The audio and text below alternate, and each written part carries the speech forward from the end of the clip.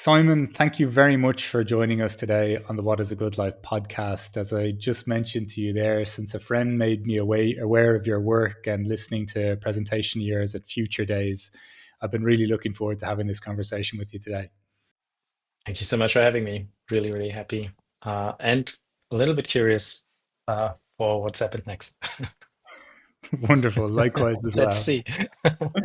So, as you're aware, I start this with, is there a question you're exploring as you move through life?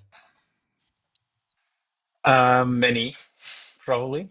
Um, since you mentioned the talk in future days, this is one of the, I would say, bigger or more consistent questions that definitely I've been following in my work life. And interestingly, the longer you sit with the questions, the more versions of asking the questions you find, I think. And then it comes down to it's actually the same question. It's just a different way of arranging the words. Current version of this is so maybe a little bit of context. I'm spending a lot of time working with, in the broadest sense, public organizations. Many of these are municipalities and administrations, but also civil society organizations, foundations, and so on. Basically, all of them asking a question along the lines of what can we do to design transitions in the broadest sense that are deliberate, as in we know things are changing always, anyways. This is fine. Probably can't do anything about it.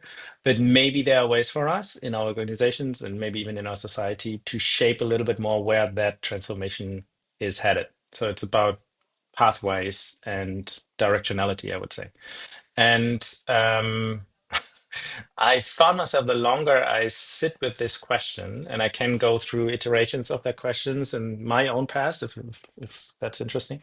The longer I sit with this, I feel I'm not sure if that's a good thing or a bad thing, but I feel I'm getting more basic and going back rather than forward. And like, it's not about, okay, what's the greatest workshop format? It's about, at this point, today morning, I was spending a lot of time asking of, is there even such a thing in the first place as quote unquote governance? Like, is that even something that we can claim has ever happened in the history of mankind? That anyone ever made a plan that really worked out the way they intended over the next 50 or so years, or even longer?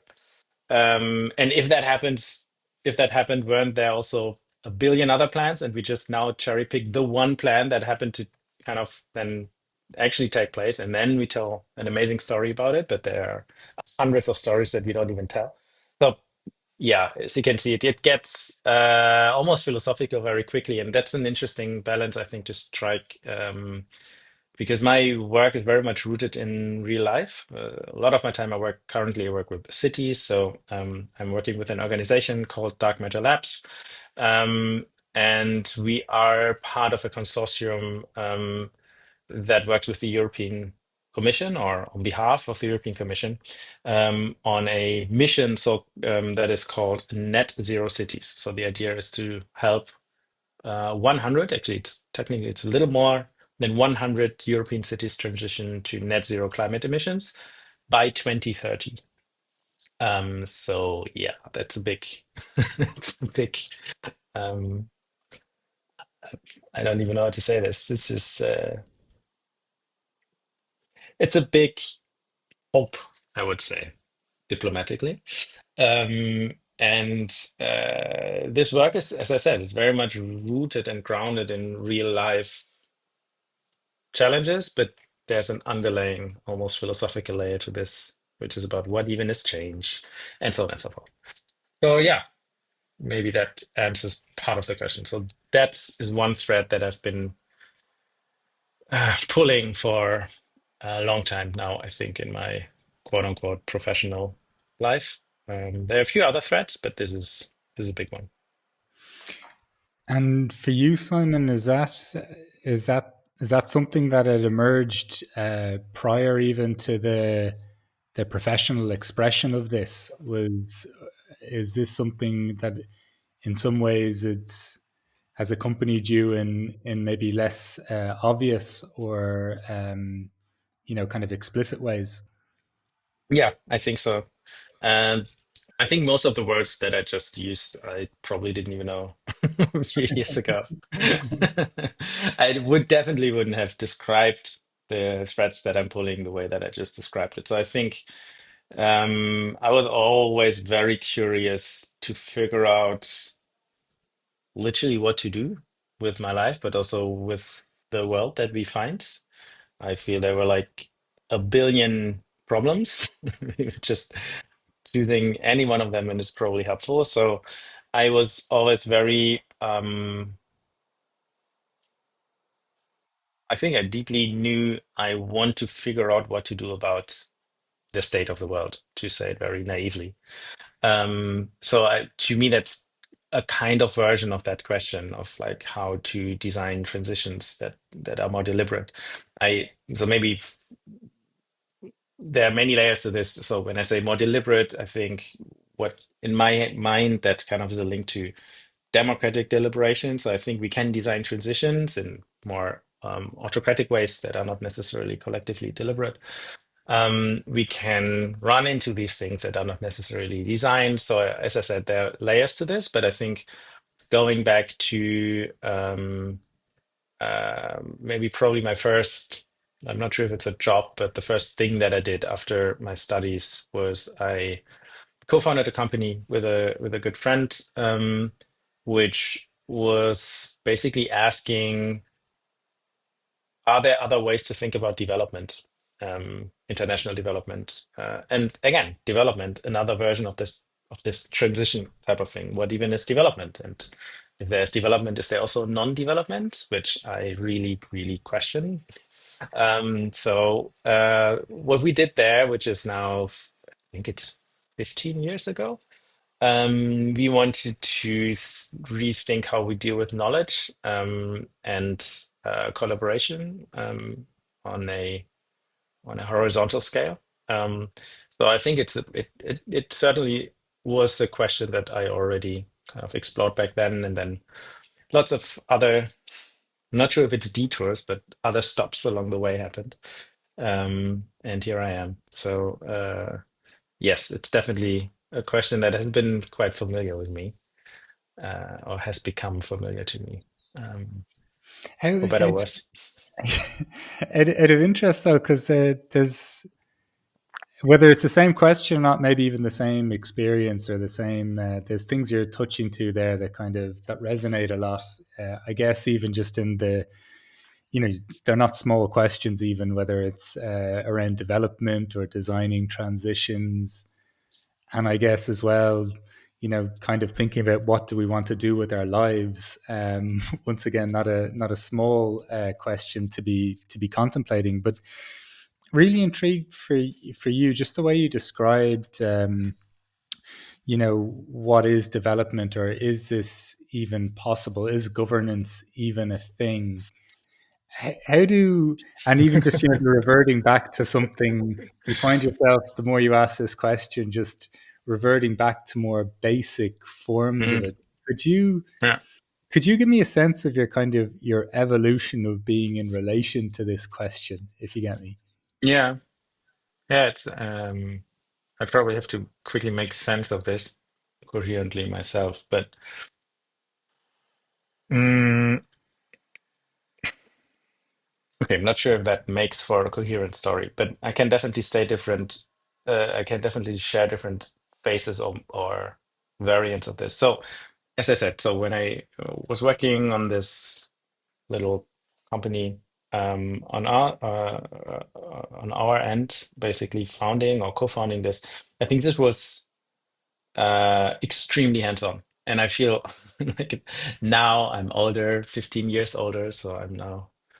Um, I noticed that I would never even start that again, which I'm not sure if it's a good thing or a bad thing, because now I feel like before I even start something, I come up with a billion ideas why it's not reasons why it's not such a great idea, but then again, and also, and blah blah blah, and then we just like, you know what, let's see what happens.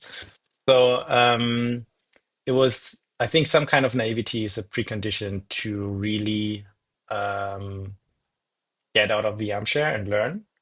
And then obviously there's too much of that where you just do things for no particular reason. And you also, just because you're busy doesn't mean you're learning, I would say. So back then it was very much hands-on and building a tool. We were literally building a tech tool. It was something like a GitHub for hardware. So it's a collaborative website back then. People would just start talking about platforms and stuff. It was a network for people to share blueprints and actionable, tangible ideas to basically build physical stuff. And so it was very hands-on. And then by building that product, I think more and more layers about what are we actually doing here and how does it translate into collaboration, into knowledge management, into development, quote unquote, and so on. So that was one version of approaching it, building something. And then once you build it and once you look at it, kind of building layers of conceptual understanding, thoughts, and so on to it.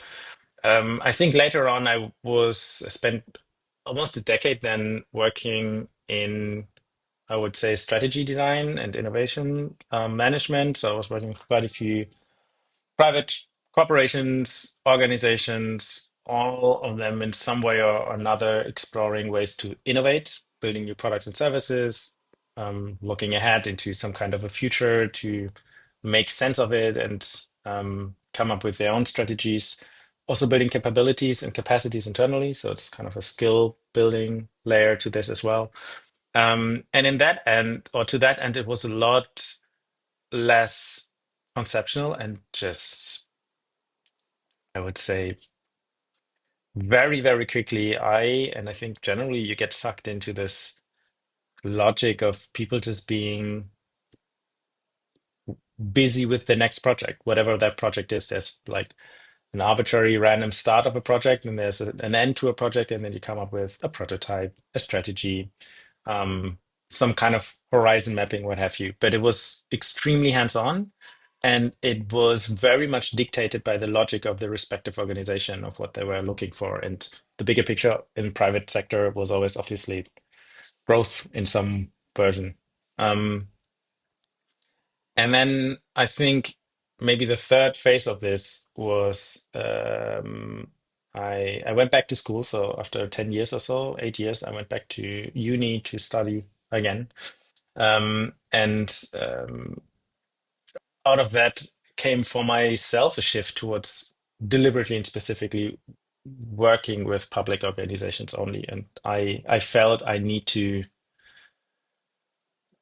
work on problems that in an ideal scenario actually do something that I care about. And I found myself a lot working in industries like, I don't want to name or blame anything. It's just my very personal observation that I found myself working in industries where I felt even in the best case scenario of this project, they don't really care if they sell more cars.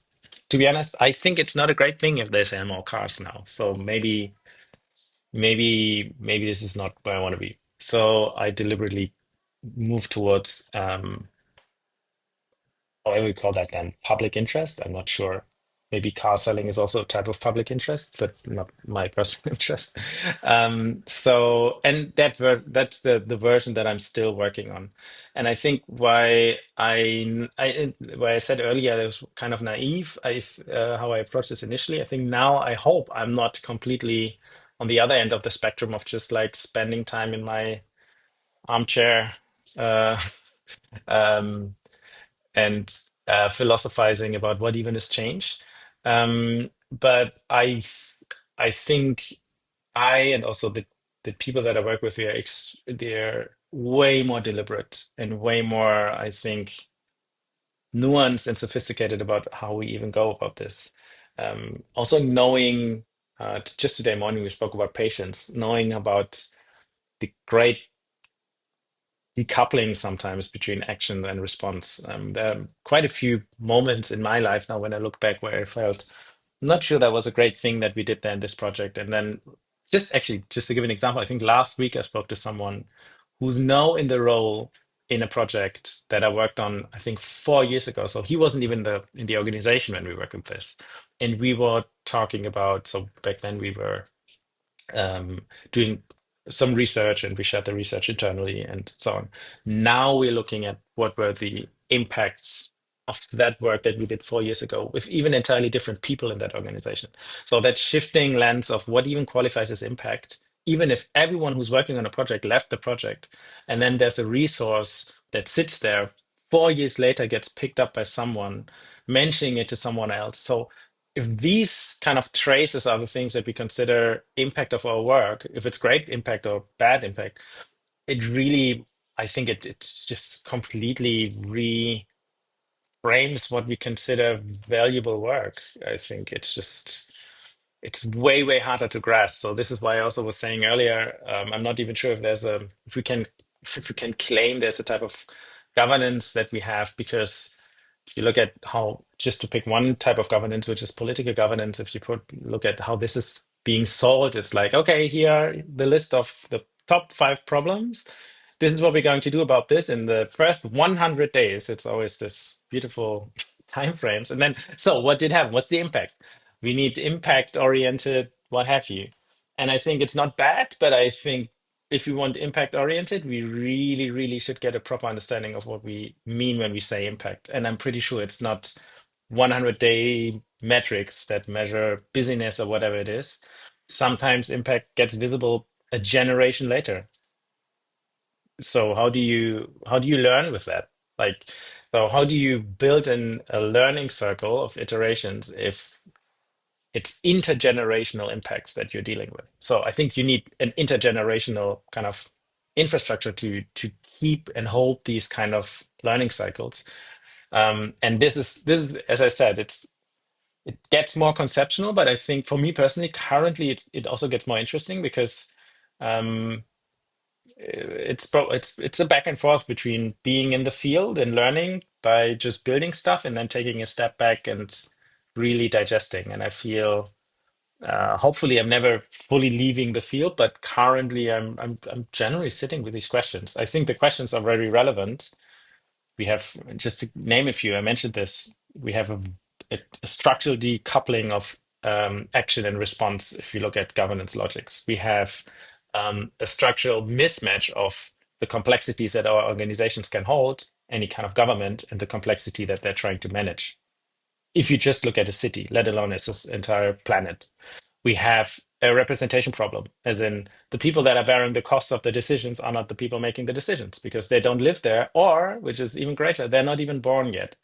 Like, I think many of the decisions that we now collectively decide on, the costs or relevance or outcomes of this will be experienced by people that they cannot be part of this kind of decision making process. I have a 2-year-old. He'll probably be pretty affected by what we do now. Yeah, so there's a representation kind of layer that is just extremely, extremely problematic. Not even to speak of non-human um, organisms and systems that are impacted by decisions that they're not part of. So there are many of these kind of, wait a minute, if that is the case, how do we kind of keep going on with, we need another workshop on XYZ? And yeah, I find this fine and interesting, but it really means we need to stay with this. It doesn't mean let's go back to philosophizing, but it also means we should probably take a step back from just being busy for 100 days and then have something to show for. That's it's a theater that I find problematic because it takes attention and energy from the things that we should be spending attention and energy on. Do you know Sorry, it? that's a No, little no, bit no. This is political. great stuff. It's, but it does also, not even just in the political sense. It almost kind of put me in that place of when you hear people that are just back from a retreat or doing something like that, and they want to tell you about all the things about how their life has suddenly changed, and people will give testimonials and responses even on that, and you're like, wait till you see how you engage with your Yeah, child, as opposed to telling me you've resolved something in a quiet space, if you know yeah, what I mean, outside of the norm as such. But just yeah, really, there's so many things there that you said that I that I really want to follow up on. But one of them was just, even just from your very personal point of view, that acknowledgement of, oh wow, I'm in this space and I'm helping these clients in the private space, and actually I don't care in some way if the outcome is reached or not. Do you know what I mean? Like, I assume you're Yeah, doing your job and everything yeah. else, but the outcome you're kind of indifferent to. And just what was it that, like, was there a tipping point for that for you, or what was going on for you that even that led to that kind of movement? Not sure it was a moment, but it was definitely something that I knew kind of all along.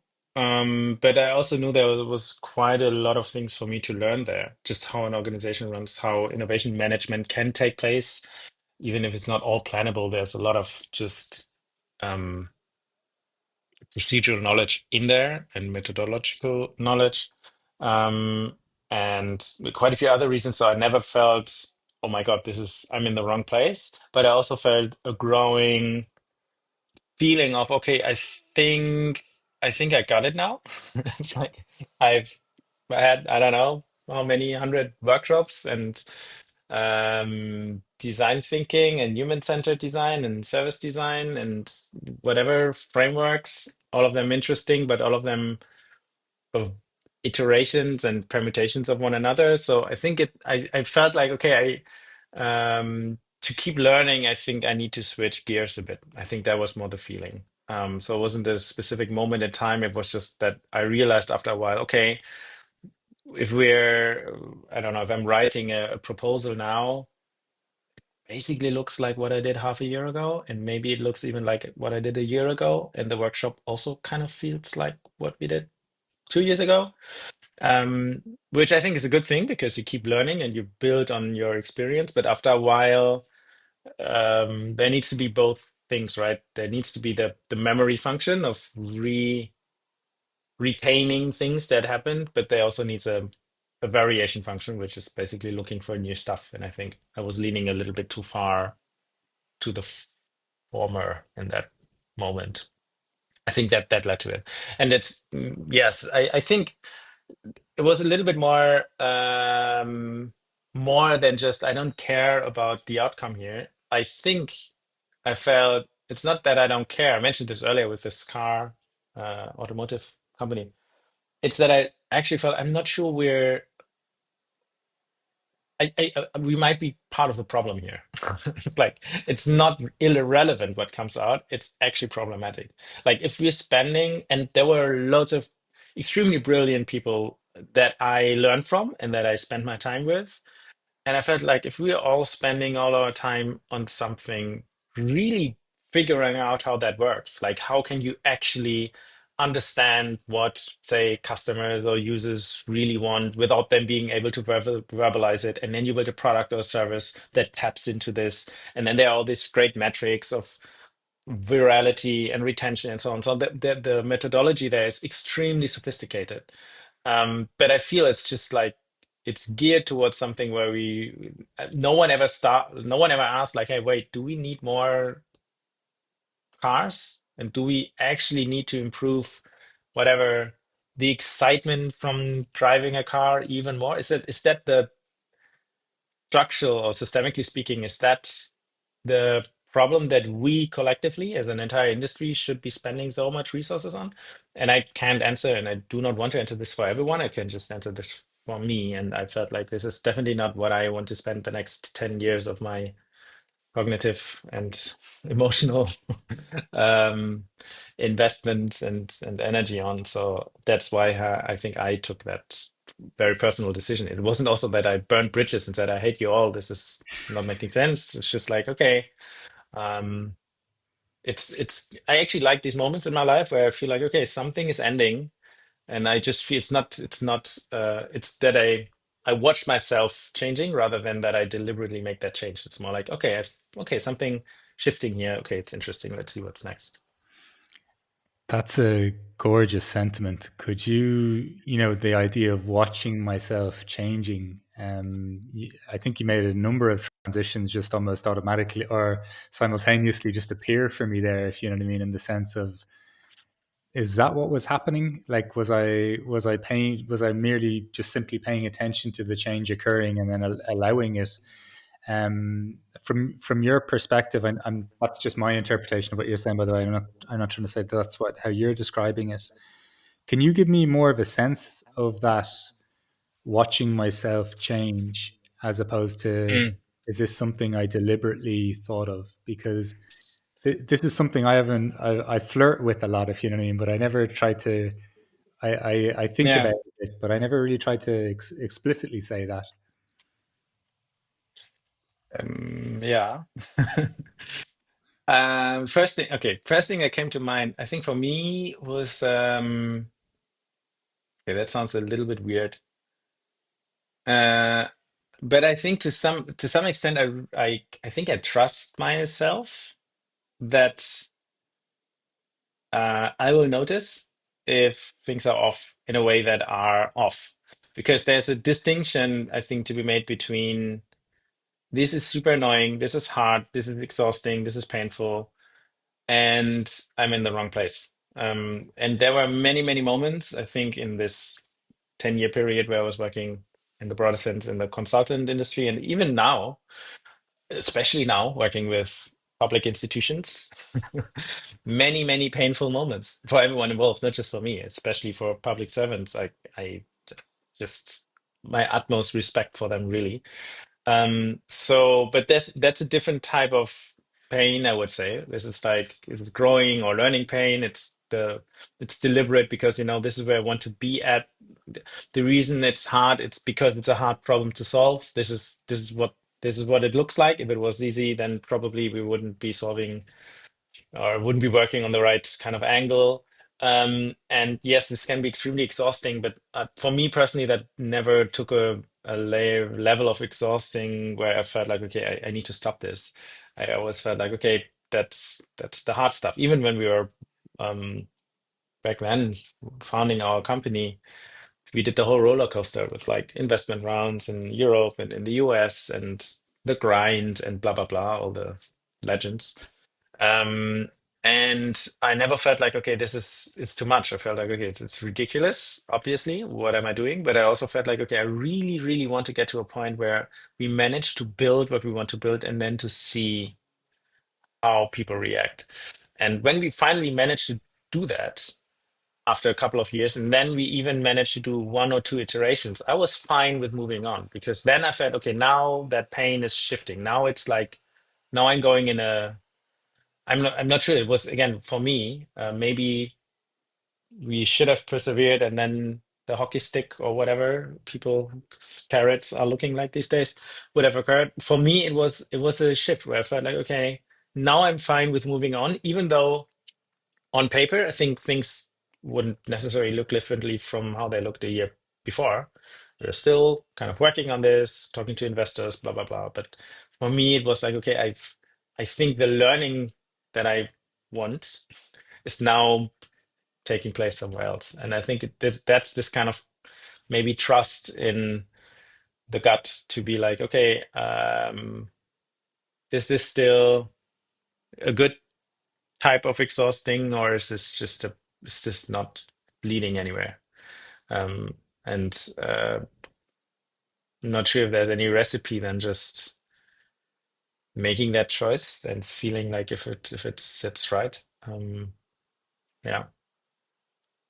And maybe if I just add one more thing, I also feel my own resilience completely changed from enduring exhausting and painful and just annoying work if I feel okay, this is the right place, to if I feel this is not the right place. If I feel it's not the right place, my resilience and tolerance is basically close to zero. I just can't.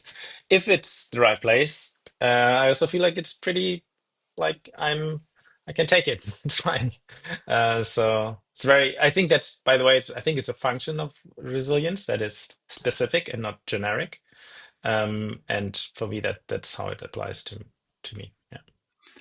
I think that's a really kind of insightful thing to land on for anyone in their lives. And it's not for general rules or anything like that, but to even notice where that resilience is, I don't want to say abundant, but it seems to be almost replenishing, even if the circumstance is trying Yeah. physically, mentally, whatever it may be. And I think that I was talking to someone who rode across the Atlantic recently on a trip back to Ireland, and he was talking about finding peace in the literal storm because he felt he was where he was supposed to be at that particular point in time.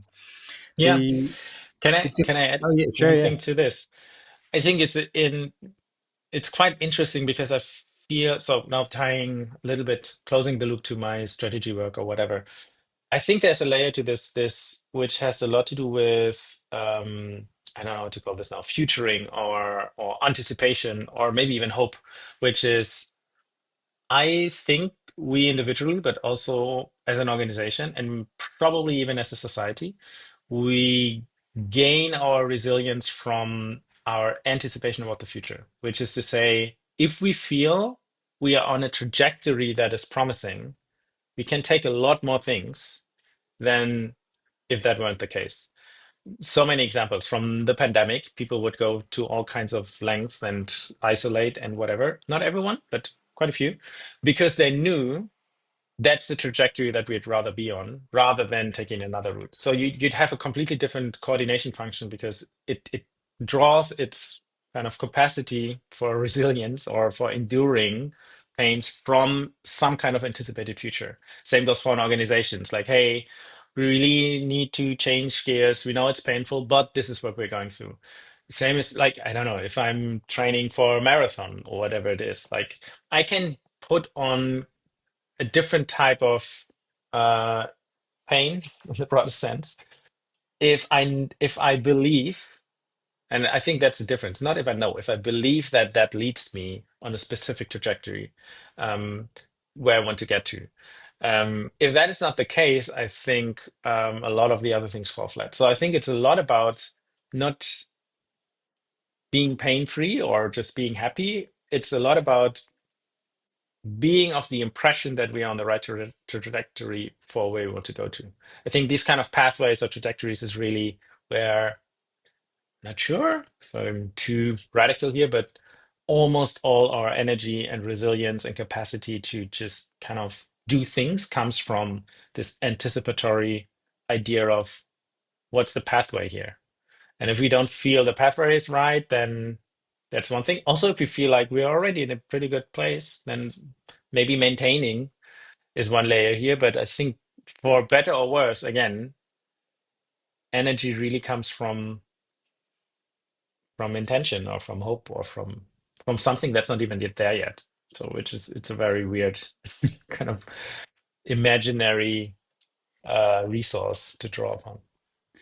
For you though, just when you mentioned that sense of I trust myself, I don't know for you, is that something you sense has accompanied you through life, and is it something that you sense develops or reveals itself, or how would you even characterize that sense of trust? Because I'm Mm, definitely seeing with more and more people that I interview, uh, trust seems to have been a considerable component at some point in life, even if it's the faith that the answer will emerge, if you know what I mean, even along those lines. But yeah. trust in ourselves, I find this is something kind of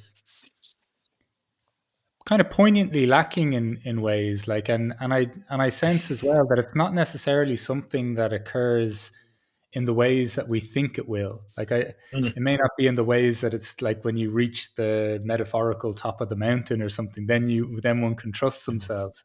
Just curious from your perspective, how is that move for you? Maybe two answers. One is that I found I can't like it's a weird thing. It's I can't really do so much about it. I can't push it. Like if I feel, man, I've seen it all, I should move on for whatever the next step is. Um, I cannot like I can kind of how do you say this? Legitimize or reframe this to me in my head as much as I want. It's just this is what it is, and vice versa. If I feel like, oh, this was fun, maybe I should do something else now, but I still feel like, no, no, no, I'm not done here. Then, then that's that. And I've that I've learned that that was always a pretty good compass for me. So um, that's fine. It also because for sure there have been many, many, and still are many moments and periods where I feel, this is hard. It's like it's definitely not all coming together magically. It's like, yeah, but where I always feel like, okay, but this is where I'm at now, and this is where I think I'm fine. Um, Sitting this one through. And yeah, as I said, vice versa. If I feel like I need to move on, then it's just a matter of time where my brain kind of catches up, and then I'm go like, okay. The other answers that I found interesting, um, it even works. uh, or no, maybe let me put that differently. That kind of trusting myself also happens with things that really scare me, I think. Maybe scaring is not the right word, but that really where I go like, okay, I have no idea where this is going. I think when we had our son just a few years ago, I remember myself going like, okay, I have zero idea what to expect, and I'm definitely leaning more towards open-endedness, but this is that's weird and new in many respects, like because I know all the things that I like probably are going to end, but I don't know exactly what's going to start. Like I really liked my old life of like sleeping in and meeting friends a couple of days a week whenever I please, and also whatever. And I knew that's probably not going to stay. And I was right about this, and everyone told me, yeah, that's not going to happen. So I knew this is going to end, but I had no idea what else, like what doors are going to open and what's replacing this. And the weird thing, I've said this many times, is very weird. It all my fears came true. It's like, yes, I didn't really. I don't know when was the last time I slept in, and also I was perfectly fine with this. So, also, I didn't want to sleep in. Also, I didn't want to kind of go out and have drinks. So I'm not sure if that, again, if it's a bad thing, but it's definitely something where I learned that's a different version of trusting me in terms of, and it's definitely not me as a personal thing. I think it's just us individually. I think we are incredibly adaptive creatures. If we lean into the context that we live in and we don't kind of pretend the context is a different one because we maintain some kind of whatever fallacy, paradoxes, whatever. If we actually acknowledge the world around us, how it is, I think we can adapt very quickly. And then it doesn't even look like we adapted. It just felt like, okay, now that makes a lot of sense. I really like getting up at 7 a.m. and lay on the floor and make noises now. That's new, but it's fun. So As someone with a 2-year-old as well, it's I can great. yeah, I can testify to just laying on the floor Yeah, and making noise. This is a yeah. spectacular use of time. But It's you know that beautiful. Sunday morning specifically, yeah. yeah, but you know what, that really ties in even almost just what you were saying earlier about like observing yourself or watching yourself change. And also even the sentiment of just the incredible how incredibly we adaptive. Just because you mentioned COVID earlier, like if I had said to anyone in a scenario, 6 months before the streets of Berlin or anywhere else were going to be empty, it literally would have been unfathomable. So, Yeah. but once again, there's something I think, you even mentioned there in terms of trust, and there was an acceptance of just what is like. I think as human beings, if we could come into acceptance with what is and not avoid it, I think we've staggering capacities to adapt for that. There was a couple of things you mentioned earlier that I wanted to just get back to. One of them was, I know you mentioned the sense of even with the people you work with now, but maybe also yourself too, and in being more patient, or patience is something that's developing. Even a deliberateness, even within the context of not knowing, or seeing how things play out. But you mentioned even in that decision to step away from some of the work you did, the feeling of, okay, maybe potentially am I part of the problem here? I wanted to know what it might feel like, what the opposite of that might feel like, or has there been moments where Me you get too. a sense, because I changed myself from a career of finance after asking myself some questions that I couldn't really square away, if you know what I mean. Mm. And And you know, while I definitely, and it's like yourself, not in some blaze of glory and burning bridges and saying everyone else are crazy and now I'm some virtuous thing. Although that was probably some storyline that subtly was playing out in some ways. Um, but the more I sit with that, definitely not seeing it that way. Just from your point of view, like, are there, what do you, and I'm not asking you to be really specific with this, but just from your sense, is there, is it like, what might even be the characteristics or the sensations or the feelings of moments where you sense that you may not be part of the problem? You know, I'm not trying to pin you down to say that you're part of the solution without knowing what the solution is or whether a plan has ever worked out, but what is kind of giving you maybe a sentiment, if there is, that maybe I'm not at that point anymore? Mm. Honest answer is I'm not sure if I'm not at that point anymore. I think there's a version of, I mean, I hope I'm not, and I know I would think so if I were in a different place. But currently, like a lot of my work, not just with Dark Matter Labs, also beyond that, I'm working independently with quite a few organizations. It's always a little bit of both. It's like, okay, this is very interesting. We found a new angle. This is a new perspective. This is actually, we get feedback from people that we work with. They're happy. So things are changing. And then always, I think there's also a layer of like, did we solve a problem or did we make everyone happy with the problem persisting? Like, what were the problems that were there? Was the problem we didn't get everyone together? Was the problem that we spent a lot of time of setting up a charade of innovating where underneath the logics are persisting precisely because of that charade? I don't know. It's not that I now feel, okay, we've made it. This is the good place, and now everyone is just happily saving the world or whatever. I don't. So this is why I feel I'm not sure how that feels like. I think I think it's the openness of it. I think is part of it. It's not settling with, okay, I found it now. It's more like, okay, there's an option here. There's a potential for a pathway here that leads where I would like to go. So I'm not sure if I'm on that pathway, but there's at least the optionality of that pathway persisting. And I'm sure even with that car maker at that time, there was that pathway in theory. Um, so I think there's always some version of how things might pan out that are promising. And I think if I can say this for myself now, if I feel we're leaning toward that pathway, then I'm that's good enough for me. The other answer to this, which is sorry, slightly philosophical, when I was a kid, my parents had this postcard in our living room, which I never got. Not sure I got it by now, but it says there is no solution because there's no problem. I looked it up at one point. It's Marc Deschamps. It's a quote. So there is no solution because there's no problem, which means maybe that dichotomy of this is the problem and this is the solution. This is part of the problem. This is part of the solution. Is in itself not necessarily.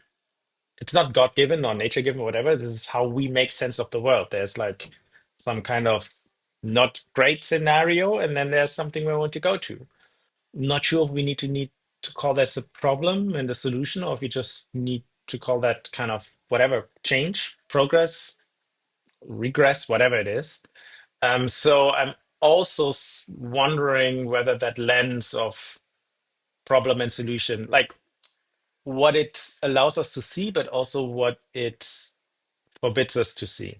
And I think specifically having worked a lot with agile frameworks and, as I said, lean startup, whatever logics of what problem are you solving for a customer? Great. And then let's build that solution properly. Things like the double diamond, which really, really drive home that dichotomy of problem and solution. Um, I feel, again, just like any other tool or lens, they allow you to see some things very sharply at the expense of other things that you cannot see. And I think it's not throwing that lens away, but we probably need more lenses than just the problem solution lens in a way. Okay. I hope that kind of makes sense. Yeah, it does, and I guess then, you know, just things in that were arising for me when you were saying that, like, it's It's an interesting thing, though, isn't it? Like, to even going back to your original thing, like, what can we do to design transitions almost deliberately while acknowledging that, like, does governance even exist? Like, has anyone ever had a plan that went according to the plan? And and then at the same time too, right? Like, like it resonates like much of my life, and it's not something, it sure as hell ain't something I'm prescribing for anyone else based on how I'm currently making a living, and how I'm doing with that. But it is, it's something I took even into raising our daughter, is, can I pay attention and can I be myself? And those are two very fluid things. Do you know what I mean? Like, I'm not holding on to some fixed vision of myself, but that's a tending to myself, Mm, uh, kind of thing, and paying attention, I guess. And so it's not like I say I play fast and loose with that, because it's, one of the most, I guess, important things in my life. It's how I do it, and it resonates a lot, and in the work I'm doing as well. And then it would be completely disingenuous of me to say that I don't frame certain things as something that I'd either like to work on or um, solve for. But I guess the word solve just really doesn't have the same weight anymore. Like, there's almost like a bit of a, oh, careful now if I'm going to use that, and not in necessarily in a cognitive sense. Like, it's more of a feeling, like, oh, mm, be careful if you're thinking about a solution, because that doesn't really fit with the rest of how I'm experiencing or responding to life. I don't know if any mm. of that resonates Yeah. in the context of what you're saying. Yeah, I think it's maybe just to build a little bit upon this kind of lens logic or metaphor. I think it's really, it's not that. I mean, it's all of this is like a lot of this stuff, but also like I've there's one layer of this where I just often go like, okay, this is just very common sense to say, well, one thing that I experience as a problem, it's also a solution, and also for others, it might not even be a problem at all. So it comes down to okay, I have another quote that I kind of go with. Uh, I can share where that is from, but it's basically saying to see a problem as a problem is already a problem. Yeah. So, or to see a problem only as a problem, or to put differently, there's no resource or no solution in our lives that is not necessary, that is not simultaneously also a problem in some respect, and there's not a problem that is not simultaneously also a solution and a resource in some respect. So this is kind of this fluidity of these kind of dichotomies. I think is helpful. It's not throwing them away, because if we don't have lenses, we don't see anything. It's about learning what's on the other side of the lens, what happens if you flip the lens around, building in some multi-perspectivity, not just individually, because we have, even in ourselves, multi-perspectives, but then obviously socially. If we look at, so again, I work a lot with public institutions. So we have loads and loads and loads of different understandings of what a problem is and what a solution is. Where a problem starts, what's just a consequence of a previous problem, where a solution starts, how that solution is actually a bigger problem. So instead of now doing rigor analysis and figuring it out, I feel we need an infrastructure to maintain the fluidity a little bit better in a way that is mutually constructive, as in we're building upon each other here. We're growing the general variety of what is possible. It's another version of maybe saying health. I don't know, without limiting it or planning it or whatever. That doesn't mean let's just see what happens. I think I've had conversations, even with colleagues, but certainly with clients, where like, oh, does that mean everything is just emergent and everything is a problem, everything is a solution, everything is fine? Let's just see how everything happens. And I don't believe that. I don't think that means let's just sit back and see the world unfold because everything is good and bad. I think it's both. It's being okay with everything being good and bad, and also being extremely invested in the world and interacting with it, and um, kind of holding both sides of this. So I think there is this, it's a slippery slope, I think, to then drift into this passivity and just see, well, everything is everything, man. But for me, that's just as bad as having your master plan that you just want to tick boxes and fulfill because you have this one great dream that you want to pursue. I think it's both. It's you have a plan and you're okay with things going sideways. And for you, then, just even when you're talking about lenses and mentioning about the representation and then the kind of intergenerational Mm, implications of decisions that are being made, where just from your, like, when you talk about these various lenses, the almost holding the paradox of things, the it's both, um just curious from your perspective with the intergenerational component of it, and even just the mm. mention of being deliberate and patient. I was just wondering how that's kind of incorporated into, whether it's for you personally, whether it's the work you do, because I don't know, I think there's something profoundly important about that being some kind of developmental aspect of Yeah. society more widely, if you know what I mean. Oh, there was, he died, unfortunately. A very, very interesting, I think, Swiss sociologist called Lucius Burckhardt, who he's great, just a great guy, beautiful writing. Came up with strolology, the science of strolling. Many other great things. One thing that he proposed, he's not the only one, is a minimal intervention. Because just like you say, well, there's always another generation, there's always another project, there's always another lens here. So instead of trying to figuring it all out, a responsible thing to do, and I really think responsibility is the essence here. A responsible thing to do is to intervene, so to act and engage and stay with the world, while also making it so that the cost of the next step are not higher than they must be. So that's basically intervening with a built-in undo button if it's possible.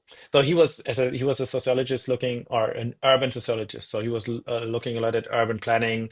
He was writing in the 60s, 70s. So it's a lot about this kind of concrete city car dreams of the 50s and 60s that he's been seeing. And the critique that he voiced was basically saying it's all great that we have our plans now, but it's incredibly costly to undo the concrete cities that we're building now.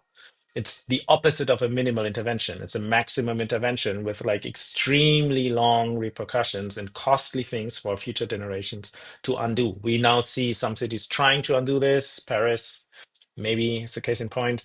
But there are many kind of consequences of this, the decisions of predecessors that we're sitting with, which are now just so costly to undo.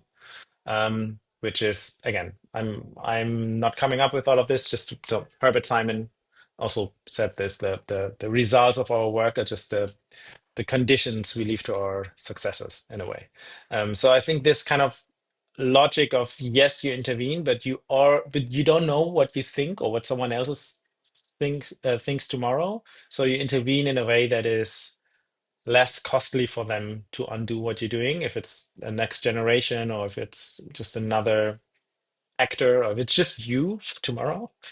I think that's a balance because obviously some of the needed transitions, as I said, I'm working in climate transition, so it's not just minimal intervention. Sometimes you need to take a big bet.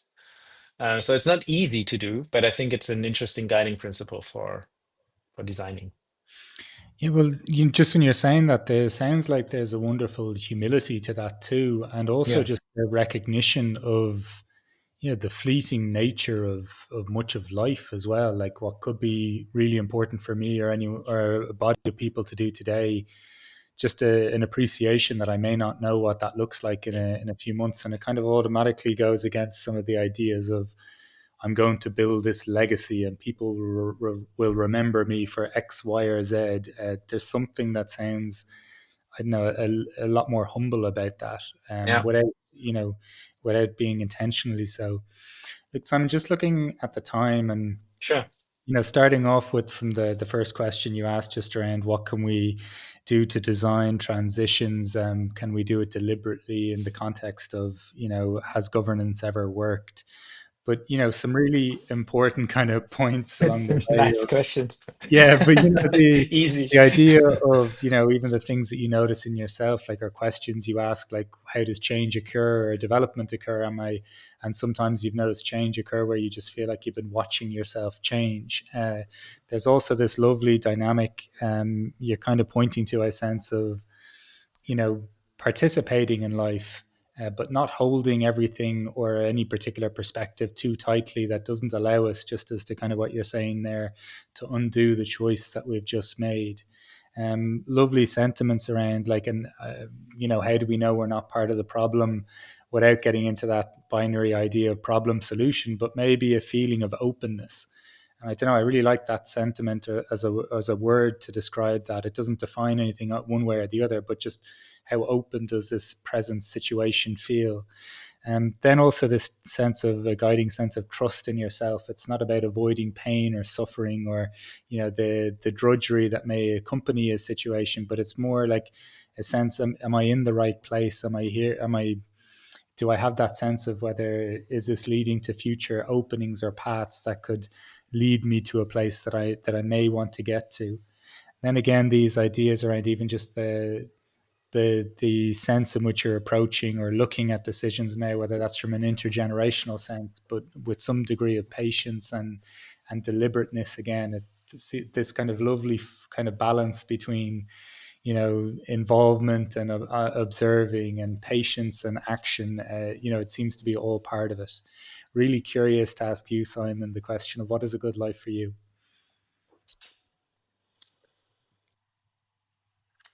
Ah, I knew it was coming. Does make it easier.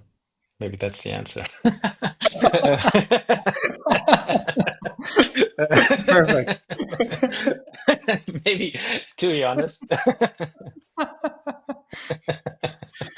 Uh, yeah, I think that is part of the answer. Um, I think the other answer, good life, I mean, that was the answer to what is life. I think the answer to what is a good life, hopefully, I would say, is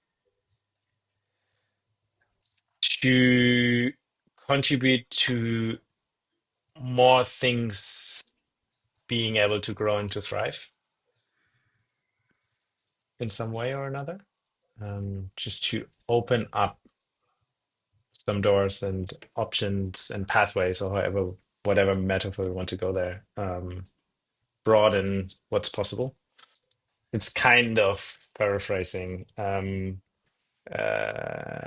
von Förster's saying, which is act always so to increase the number of choices, which I think is interesting.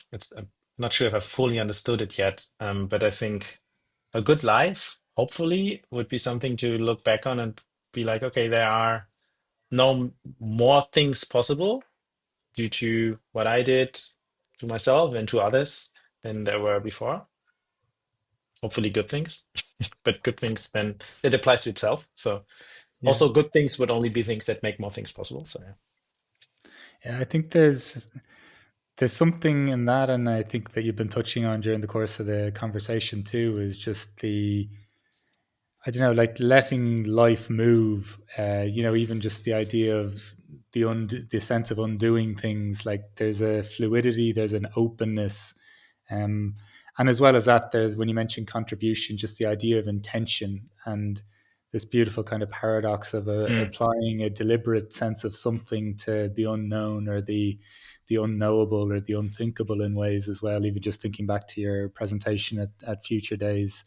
yeah. Look, Simon, this has been really enjoyable to talk to you about your perspectives on some of these questions.